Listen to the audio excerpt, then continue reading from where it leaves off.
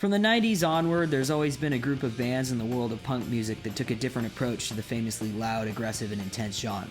These bands share enough similar characteristics to qualify as punk bands, but rather than channel all of their energy into writing the fastest, gnarliest music they possibly could, they instead allowed intensity to take a backseat to songwriting and melody. This subsect is of course what's known as pop punk. How's it going, folks? My name is Jack Miller. I am the incredibly underqualified punk historian, and if you're anything like me, you like your fair share of catchy four-chord tunes mixed in with your street punk, D-beat, and hardcore. But pop punk's been around so long we've seen it grow into its own musical tree. In this video, I want to take a look at the roots of the pop punk tree, give a little history about where it came from and how it grew into the mixed bag we have now, and maybe nerd out over some of my favorite pop punk bands along the way. If we're going to talk pop punk history, we of course have to cover the two predecessors to the genre. The first of those bands is none other than the Ramones. While they were definitely pioneers within punk music as a whole, I think they really did solidify the concept of loud amps and fast drum grooves paired with catchy songwriting a lot more so than any other bands did in the late 70s. Plus, I don't think we'd have any of the pop-punk bands we have now without them, whether we're talking about Dillinger 4, Joyce Manor, or Sum 41. Though there were a few other contemporaries like the Buzzcocks that were offering a similar flavor of poppier punk music as opposed to what Crass, Dead Kennedys, or the Misfits were doing at the time, I don't think I'm alone when I say that the Ramones had the biggest impact. They really had the whole package, great songs, an awesome live show, and an iconic look that would be recreated by pop-punk bands all through the 90s and often still is to this day. I know a lot of people consider the Ramones a pop-punk band, and I certainly wouldn't disagree with that, but I think of them more as a predecessor to the genre that was grandfathered in as it took more of a shape towards the end of the 80s. The other pop-punk predecessor I want to bring up here is the Descendents. They came out a few years after the Ramones did and presented a similar sound of more melodic and catchy punk, but also with a great deal of influence from the LA hardcore scene that they came out of. The Descendents don't get the same amount of recognition as the Ramones do, but I'm sure most of us can agree that they still had a huge impact on the genre and have been grandfathered into pop punk the same way. This being said, I think we really didn't have the pop punk Descendents until the latter end of the 80s with their 1987 release, All. Prior to that, I think they were still growing into the more melodic sound, as a lot of their earlier material is still pretty reminiscent of bands like the Germs and the Adolescents. Since we're on the topic of the Descendents, though, I also want to mention Bill Stevenson, Carl Alvarez, and Stefan Egerton's other band, All, which has a very similar sound to the late 80s Descendents stuff. Those of you familiar with the story of those two bands will know how All sort of took the place of the Descendents when vocalist Milo Ackerman was pursuing his education.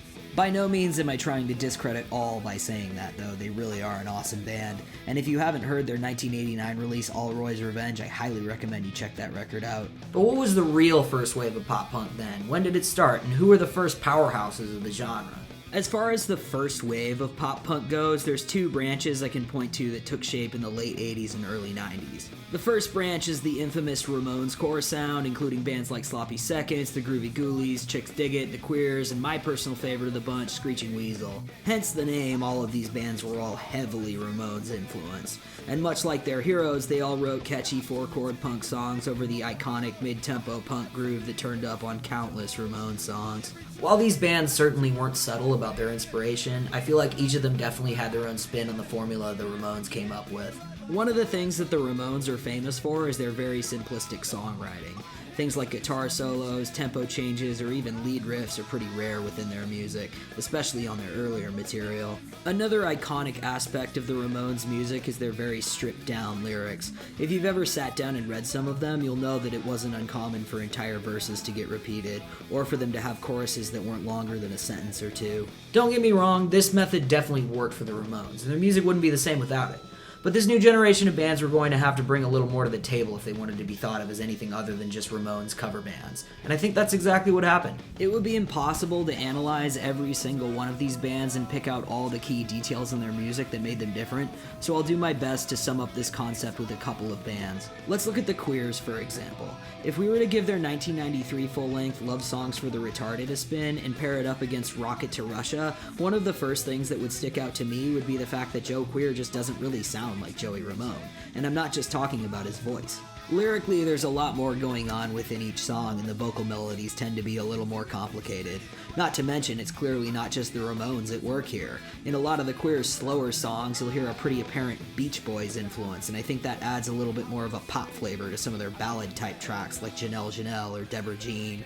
Something you'll also notice about the Queers is that they usually throw in a couple of lead riffs during intros or between verses and choruses. And as simple as these leads may be, this type of guitar playing was not something the Ramones were known for doing. Now let's say we were to listen to Sloppy Seconds' debut album Destroyed and pair it up against Road to Ruin. It's a similar situation with the vocals here in that frontman B.A. doesn't sound anything like Joey Ramone. Unlike Joe Queer's cleaner vocals and lyrics about love, though, B.A. has a very gravelly voice and his lyrics tend to be about really goofy topics. Though the lyrics in songs like Come Back Tracy, Janie is a Nazi, or Running from the CIA probably aren't true stories, they make for some pretty entertaining listens regardless. Not to mention in the late 80s there weren't a whole lot of punk bands writing funny lyrics like that. Another thing I noticed about Sloppy Seconds is their really obvious hard rock influence. You can tell from the artwork on their first record that they're Kiss fans, but you can also hear a lot of that stuff in their music as well, especially since they tend to squeeze in a guitar solo here and there. But that's just the Ramonescore sound. What about the other flavor of pop punk that took shape around this time? Like I said before, the other pioneer of pop punk was the Descendents. There were a few bands in the late 80s that mimicked the same sort of concept of Ramonescore, but with the Descendents sound instead. Here I'm talking about the LA-based Cruise Records bands like Chemical People, Big Drill Car, and then of course All. Essentially here we've got the same concept of cleaner vocals and melodic songwriting as a lot of the Ramonescore bands, but this time it's over the very riffy and groove-oriented sound of the Descendents. There's only a handful of these bands, but all this stuff is fantastic, and I think it's a really cool and often overlooked piece of punk history. Simultaneously, in the late 80s, the Ramonescore stuff was also making its debut in California through the famous Berkeley scene with the likes of Crimp Shrine and the Mr. T Experience.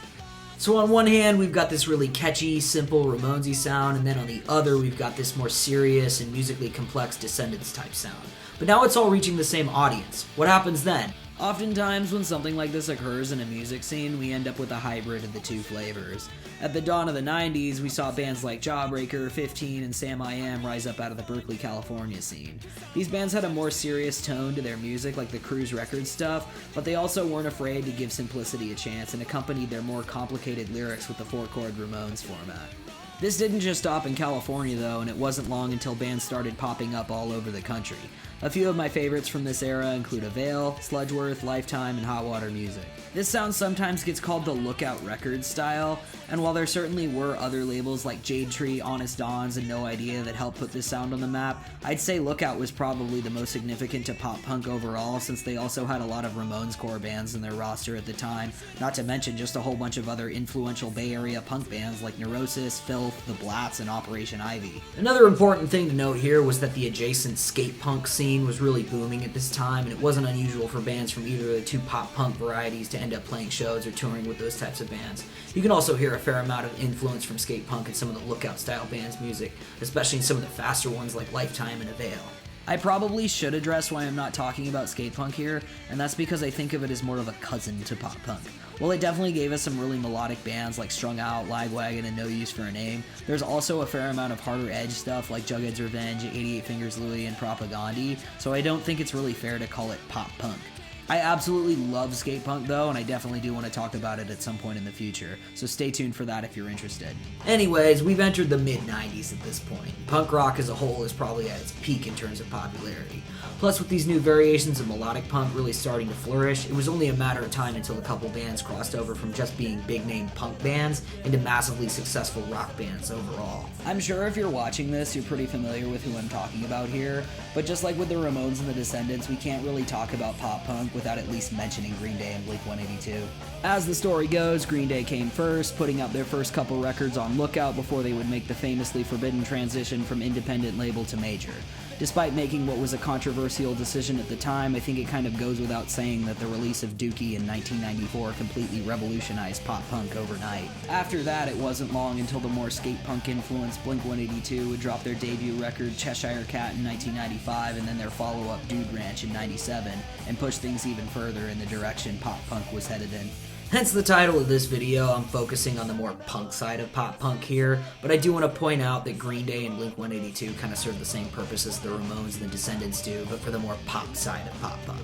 So basically everything from the early 2000s stuff like Sum 41 and Newfound Glory to the sad boy stuff from the 2010s like Waster and Knuckle Puck, and then of course everything in between those two categories. As for the old school sound in the late 90s though, there were still a whole bunch of rad bands that came out around this time. A few of my favorites in this camp include Teen Idols, Dillinger 4, The Nobodies, and Diesel Boy. This video also wouldn't be complete if I didn't mention Alkaline Trio, since they're probably the biggest band in this entire genre now that Matt Skiba plays for Blink-182. In terms of labels, pretty much all of the veterans like Lookout, Honest Dons, and No Idea were still active in the late 90s and early 2000s, but this is also when Asian Man Records became a major player in the world of pop punk. They were, and in some ways still are, pretty ska-focused, but after putting out the debuts of both Alkaline Trio and the Lawrence Arms, along with a number of records and re-releases from older bands like the Riverdales and the Queers, it didn't take them very long to become one of the pop-punk classics, if you will. It was around this time that we also started to see pop-punk crossover with garage and alternative rock here and there, and even though this trend would have a much bigger presence in the later 2000s and early 2010s, there's some awesome indie pop-punk bands like the Smoking Popes and the Get Up Kids from this era. As we entered the mid-2000s, we got another wave of bands doing the old school sound. This, of course, was when the likes of Teenage Bottle Rocket, The Loved Ones, None More Black, and the Urds came out. And although these bands definitely weren't reinventing the wheel with what they were doing, I really do think this era of pop-punk still had a decent impact on the genre, especially since a good chunk of local pop-punk bands these days still tend to be pretty reminiscent of this stuff. This was also around the time that Fest in Gainesville, Florida was really starting to blow up in the punk world. If you're not familiar with Fest, it's pretty much the pop-punk equivalent to one of those huge metal festivals like Maryland Death Fest or Wacken Open Air. It's probably the only show on earth that you're guaranteed a couple dozen of these kinds of bands, plus a decent number of older ones from the Ramonescore and Lookout era. I actually went to Fest a couple years in a row, once in 2016 and then again in 2017, and both times I had an absolute gas. I really have to say, Dillinger 4 sums it up perfectly with the lyrics, "It feels like summer in October." In the early 2010s, we saw another rise of pop punk when the whole Sad Boy thing came out with bands like Neck Deep, The Story So Far, and The Wonder Years, and alongside that we got another helping of the old school pop punk sound too. In the early 2010s, there was kind of a revival scene for 90s indie rock, and alongside that we got kind of a second wave of the garagey pop punk stuff from the late 90s. That stuff actually got pretty popular in the whole Fest No Idea scene for a little while. A lot of those bands did have quite a bit of originality to their music though, so it was more like a reboot of the sound rather than just a continuation on what had already been done. Some notable indie pop-punk bands from the early 2010s include the Menzingers, Joyce Manor, Sprainard, and my favorite of the bunch, the Mixtapes. Indie rock was pretty big in this era, so it wasn't unusual to see some of these bands playing shows with indie bands as well as other punk bands. Then on the punkier side of things, there was all the gruff vocals and PBR stuff. In this camp, we had the likes of Red City Radio, Iron Chic, Off With Their Heads, and the Flatliners. This stuff was really just a natural progression from the Urgs, Loved Ones, and None More Black sound of the mid to late 2000s, but I have to say I really like a lot of these bands too. Well, I'm not really somebody who gets nostalgic for that many things. I have to say the whole Fest pop-punk scene from the late 2000s and early 2010s is something I do get a fair amount of nostalgia from. I tend to gravitate towards the Ramonescore stuff a lot more these days when I'm in the mood for pop-punk, but I used to listen to bands like Mixtapes, The Loved Ones, and Teenage Bottle Rocket pretty much every day when I was in high school. Of course, along with a healthy dose of Municipal Waste and a Wilhelm Scream. Also, I don't know if anybody remembers punknews.org, but it used to be sort of the online hotspot for this scene all through the 2000s and early 2010s, and I used to check that site religiously when I was a teenager. Anyways, as for where this scene is these days, I'd say like any other punk subgenre, the audience is definitely getting a little older, but lately this sound seems to be a favorite of Fat Mike's, and we've seen more and more of these bands pop up on Fat Records. Teenage Bottle Rocket, The Bomb Pops, Direct Hit, Bad Cop, and Banner Pilot have all been on Fat for a while now. Plus we have a number of other bands elsewhere like Pup, Reviver, and Pew Pew Pew. But anyway, I think that about sums up our crash course here. Obviously this is just my take on everything, but I do want to hear what you have to say. What are some of your favorite pop punk bands? I don't know about anybody else, but I'm certainly hoping once this pandemic's over, they'll start having the annual Fest weekend again. Thanks a lot for watching. I'll see you next time.